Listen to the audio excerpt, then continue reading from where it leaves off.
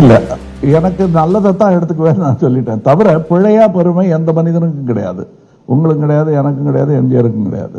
அந்த பிழைகள் ஏற்படும், அதற்கு மன்னிப்பு கேட்கும் தைரியம் யாருக்கு இருக்கிறதோ அவன் உயர்ந்த மனிதன். என்னை பொறுத்தவரையிலும் அவருடைய நல்லவைகளை எடுத்துக்கொள்ள வேண்டும். நீங்க கலைஞர்கிட்டயே நல்லது இருந்ததுன்னா அதையும் நான் எடுத்துக்குவேன். எனக்கு ஒன்றும் அதை பத்தி இல்லை. ஏன்னா நான் அவங்க கூட கூட்டணி வைக்கவில்லை.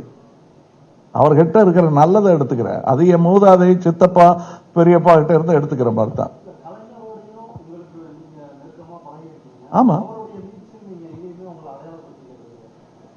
எனக்கு அவ்வளவு நெருக்கம் கிடையாதுங்க. நான் இவர் சின்ன குழந்தையில இருந்து இவர் கூட இருந்திருக்கேன். உண்மையைத்தானே சொல்ல முடியும். எனக்கு சாந்தாராம் அவர்களை தெரியுமா, கே பாலச்சந்தர் அவர்களை நல்லபடியா தெரியுமா? ரெண்டு பேரையும் தெரியும். ஆனா நெருக்கம் கே பாலச்சந்தர் அவர்கள் கூட தான்.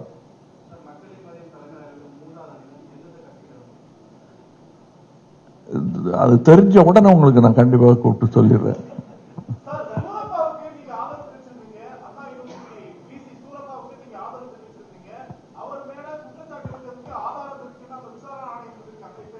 அந்த விசாரணை ஆணையம் நியமிச்சது யாரு? இந்த லோக்பாலுக்கு கையெழுத்து போட்டவங்க தானே.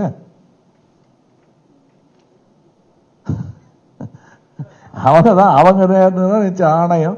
அவங்க என்ன விரும்புறாங்களோ அதைத்தான் சொல்லும்.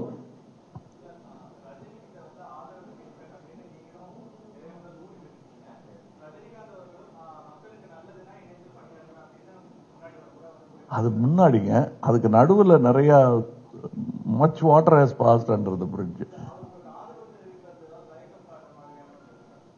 நீங்க புதுசா ஏதோ சொல்றீங்க. நாங்க அரசியல பேசுறேன்னு சொல்லியிருக்கோம்.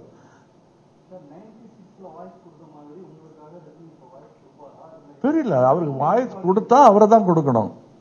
வாய்ஸ்ங்கிறது கேட்டு கொடுக்கறது இல்ல. கூட்டணிங்கிறது கேட்கலாம், பேசலாம். வாய்ஸ்ங்கிறது தோன்றவங்க எல்லாம் கொடுக்கலாம்.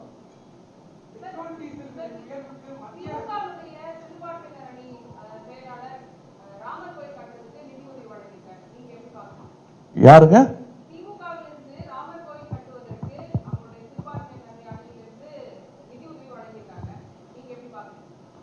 அது அரசியல்.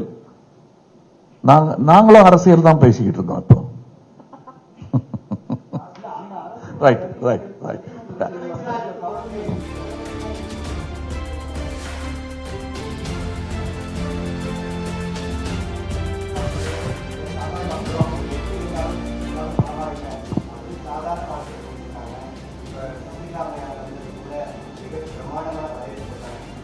இல்ல, அந்த செலவு பத்தி எல்லாம் நான் பேச விரும்பலைங்க. அது பெரிய செலவு, அதை பத்தி பேச வேண்டாம். அது மக்கள் பணத்தோட செலவு.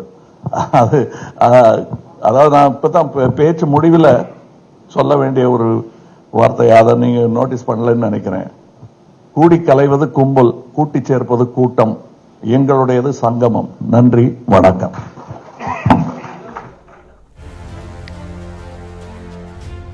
தாம்பரம் எடுத்திருக்கக்கூடிய பூந்தண்டலம் கிராமத்தில் உள்ள தனியார் பொறியியல் கல்லூரியில் மக்கள் நீதி மையத்தின் தலைவர் கமல்ஹாசன் தற்போது பேசியதை பார்த்தோம். நல்ல சித்தாந்தம் இதுவாக இருந்தாலும் அதனை ஏற்றுக்கொள்வேன். நடுநிலைவாதிகள் நல்லவற்றை தேடி எடுத்துக்கொள்வார்கள்.